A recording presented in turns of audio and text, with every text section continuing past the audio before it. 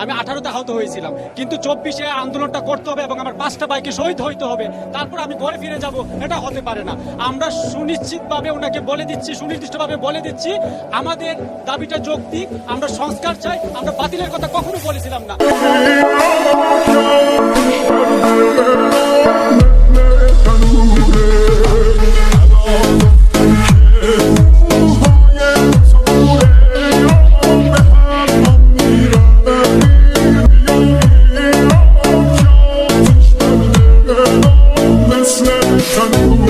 আমি ছাত্র ভাইদেরকে বলতে চাই, এই রক্ত যেন ভিজা না যায়, এই রক্ত যেন মুছে না যায়।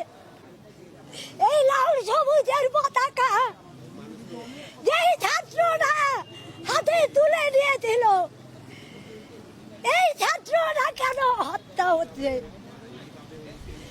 এই ছাত্রদের রক্ত যেন ভিজা না যায়, জনগণ যেন রাজপথে নেমে আছে। আমার ছাত্র ভাইরা যে হত্যা হয়েছে, তাদের রক্ত যেন বৃথা না যায়। আজ কলেজগুলো বন্ধ করে দিয়েছেন কেন?